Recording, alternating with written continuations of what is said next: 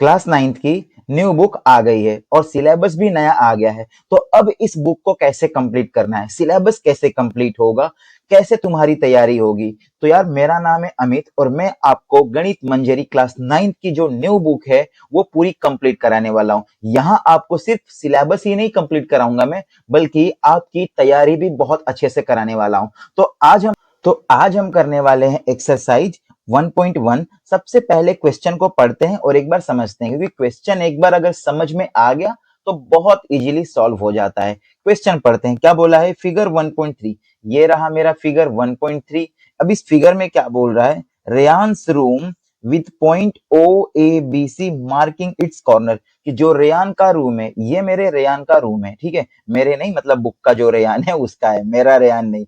O A B सी, इसको mark किया गया है रेयान के रूम को। आगे क्या बोल रहा है, the X and Y axis are marked in the figure. जो एक्स एक्सिस है, हॉरिजॉन्टल लाइन को हम एक्स एक्सिस बोलते हैं, यहां मैंने लिख लिया है, और वर्टिकल लाइन को हम क्या बोलते हैं, वाई एक्सिस बोलते हैं, जो कि मैंने यहां लिखा है। Horizontal line x axis, vertical line क्या हो गया, वाई एक्सिस। आगे क्या बोल रहा है, point O is the origin. Point O जो है ओरिजिन है, और ओरिजिन का कोऑर्डिनेट कितना होता है, 0,0 है। तो फिगर हमने देख लिया, ठीक है, फिगर के अकॉर्डिंग जो भी डेटा दिया हुआ था उसको हमने देख लिया। अब बात आती है कि क्वेश्चन क्या है, एक बार क्वेश्चन देखते हैं। तो इसमें टोटल मुझे 1 2 3 4 क्वेश्चन मिल जाते हैं, और इस 4 क्वेश्चन को मुझे क्या करना है, एक एक करके सॉल्व कराऊंगा आपको मैं। पहला क्वेश्चन क्या है, if D1 R1 represents the door to Reyansh's room. अब जो D1 R1 है, ये क्या रिप्रेजेंट करता है, रेयांस के डूर को। ये देखो यहाँ लिखा हुआ है आपका D1, और ये हो गया R1। R1 की वैल्यू दी हुई है 11.5, और ऐसे ही D1 की वैल्यू 8 है। इसको पहले मैं लिख लेता हूं। अब जो भी डेटा दिया हुआ है, सबसे पहला काम होना चाहिए आपका, जो भी डेटा दिया हुआ है उसे लिख लो। तो D1 दिया हुआ है, D1, और मुझे क्या दिया हुआ है, R1 दिया हुआ है। D1 कितना है, 8, यहां लिखा मैंने 8, और ये हो गया 0। ऐसे ही R1 कितना दिया हुआ है, 11.5, 0। अब बात आती है कि मैं 0 क्यों लिख रहा हूं यहाँ। तो आपको ध्यान देना है कि जब भी हम वैल्यू लिखते हैं कोऑर्डिनेट की, तो सबसे पहले हम x की वैल्यू लिखते हैं, कॉमा, फिर y की वैल्यू लिखते हैं। मतलब x की वैल्यू कितनी है, 8 है, y की वैल्यू 0, x की वैल्यू 11.5 और y की वैल्यू 0। अब ये कैसे, देखो, x एक्सिस पर ये हो गया 8, पर y पे तो है ही नहीं ना ये पॉइंट, y के ऊपर तो कहीं गया ही नहीं, मतलब y की वैल्यू क्या है, 0। तो पहले x की वैल्यू y के ऊपर गया ही नहीं, तो ये 0। ऐसे ही x की वैल्यू कितनी है, 11.5, y ऊपर गया ही नहीं, तो ये हो गया 0। मतलब D1 की वैल्यू मुझे लिख लिया मैंने, और R1 की वैल्यू लिख लिया मैंने। इसके बाद क्वेश्चन क्या बोल रहा है, how far is the door from the left wall. कि लेफ्ट वॉल कौन सी है, the Y axis of the room. अब इस रूम का जो वाई एक्सिस है, ये रहा मेरा वाई एक्सिस लिखा हुआ है, और ये हो गया मेरा एक्स एक्सिस, ये हो गया मेरा लेफ्ट वॉल। अब इस लेफ्ट वॉल से ये जो दूर है, ये जो दूर है वो कितनी दूर पर है। तो आप देखोगे कि सर यहाँ अगर ये ओरिजिन है, अगर यहां से मैं चलना इस तरह शुरू करता हूं, तो ये दूर कहाँ है, 8 पर है ना, 8 पर। तो मैं लिखूंगा जैसे क्वेश्चन लिखा है, देखो हाउ फॉर इज द लिखा है, तो आप लिखो यहां से द दूर फ्रॉम द लेफ्ट वॉल, यहां लिखो द दूर, द दूर from the left wall, the door, यही लिखा मैंने, the door from the left wall is कितना हो गया, 8 यूनिट, 8 यूनिट। ये हो गया फर्स्ट का आंसर। आई बात समझ में, कितना हो गया, ये फर्स्ट का आंसर हो गया 8 यूनिट। ये मैंने लिख लिया। कैसे, देखो अगर यहां से ओरिजिन से देखो तो यहां से शुरू होकर ये क्या होता है, 8 यूनिट तक हो जाता है। आगे क्वेश्चन देखते हैं क्या है। आगे, how for is the door from the x axis. की एक्स एक्सिस से एक क्वेश्चन तो हो गया, दूसरा पूछ रहा how for is the door from the x axis, कि एक्स एक्सिस से दूर कितना दूर है। तो सेकंड क्वेश्चन क्या बोल रहा था, how for is the door, x axis से कितना दूर है। ये दूर जो है ये तो है ही एक्स एक्सिस पर, एक्स एक्सिस पर ही है, वाई पर तो है ही नहीं। तो जब एक्स एक्सिस पर ही है तो उसकी डिस्टेंस क्या हो जाएगी, 0। तो इसी का जो पार्ट 2 है उसको मैं लिखूंगा the door from the x axis, the distance, distance लिख लो, distance from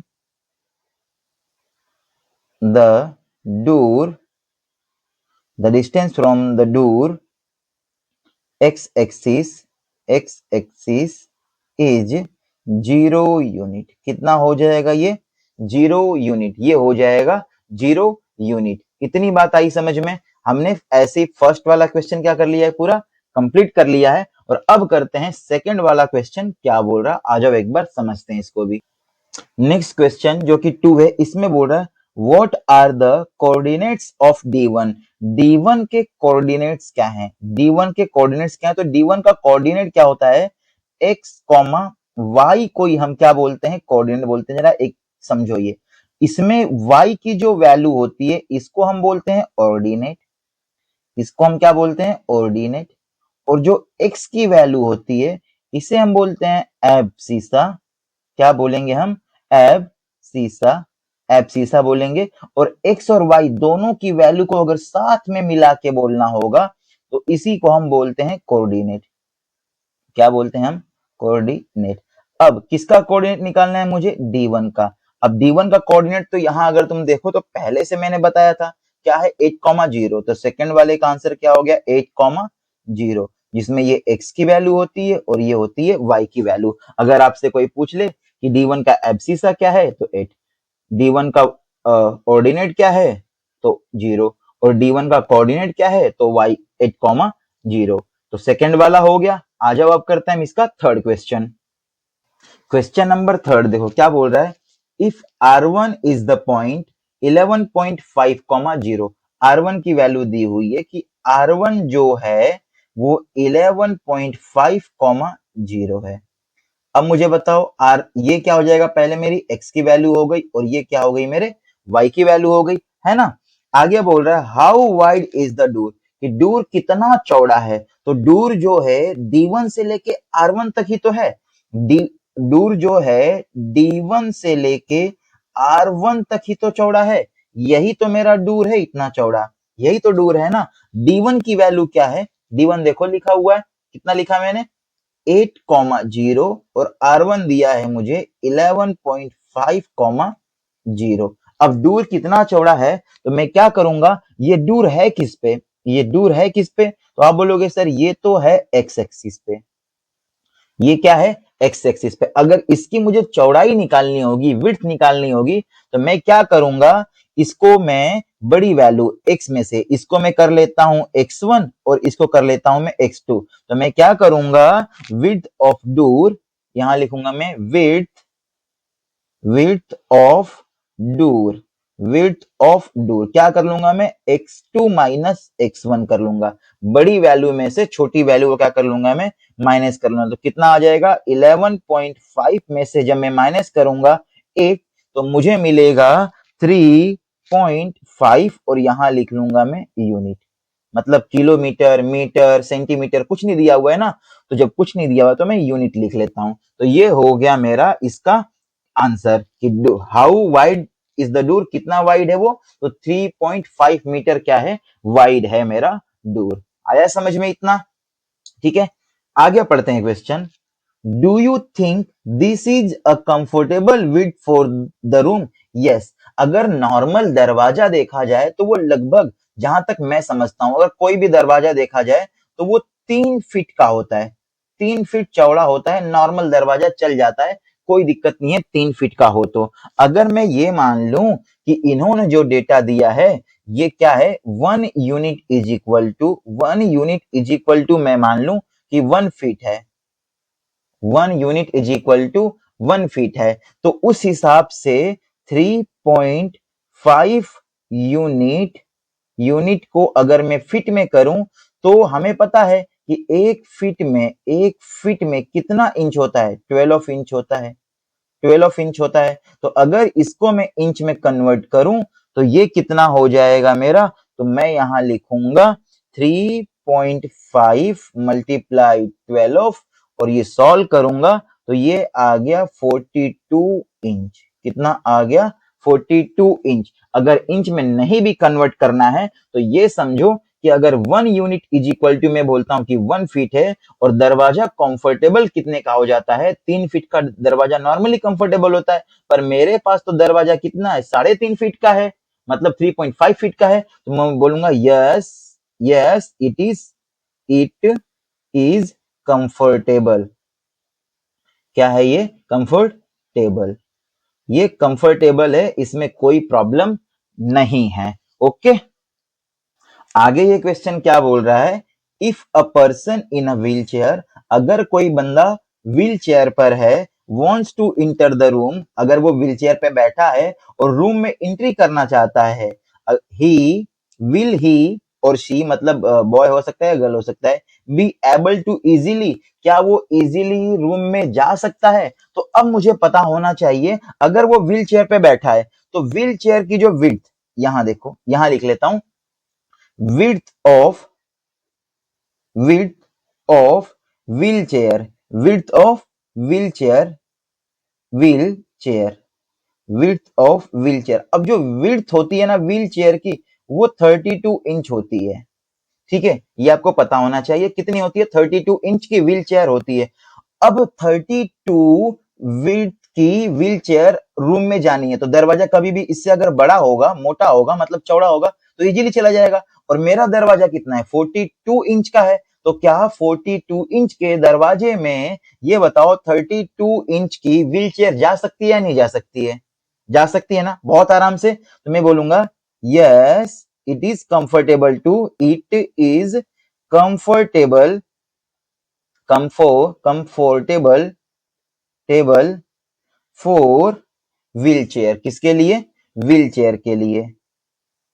wheel chair, wheel chair के लिए भी कोई प्रॉब्लम नहीं आने वाली है। आई बात समझ में?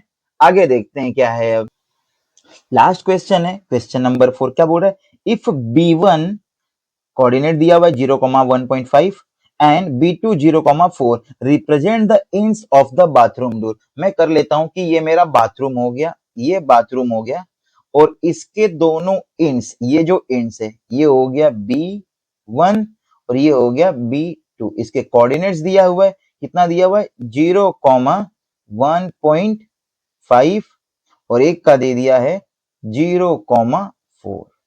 ठीक है, ये कोऑर्डिनेट दिया हुआ है इसका। ठीक है, अब क्या बोल रहा है, the end of bathroom, is the bathroom door, क्या जो बाथरूम का डोर है नैरो है या चौड़ा है? किससे? Then the room door. अब जो रूम का डोर था, रूम का डोर था, मैंने निकाला था ना, विड्थ ऑफ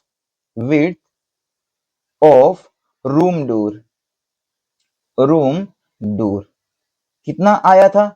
कितना आया था बताओ, विड्थ ऑफ रूम डोर कितना आया था? तो तुमने निकाला था, हमने सबने फाइंड किया था कि सर 3.5 यूनिट आया था। अब जरा देख लेते हैं कि जो बाथरूम का डोर है ये कितना विड्थ है, उसी के हिसाब से तो मुझे पता लगेगा ये वाइडर है या नैरो है ना, उसी से मुझे पता लगेगा। तो मैं निकाल लेता हूं विड्थ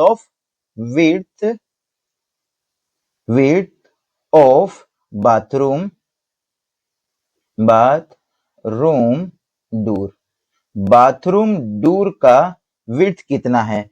तो ये क्या करूंगा मैं, x1 y1, ये हो गया x2 y2, बड़ी वैल्यू में से छोटी वैल्यू माइनस करना है, तो मैं यहां लिखूंगा y2 माइनस y1 होगा। ये कितना हो गया, 4 माइनस 1.5। अगर इसको मैं माइनस करूंगा तो कितना आ जाएगा, ये बताओ एक बार। ये आ गया 2.5 यूनिट। कितना आ गया, 2.5 यूनिट। अब तुम ही मुझे देख के बताओ कि मेरे रूम का दरवाजा जो है 3.5 मीटर चौड़ा है और बाथरूम का जो दरवाजा है 2.5 मीटर चौड़ा है, तो वाइडर कौन है? वाइडर कौन है? मेरा विड्थ ऑफ रूम, ये जो रूम का डोर है वो मेरा क्या है, वाइडर है। तो यहां मैं लिखूंगा बाथरूम डोर नैरो।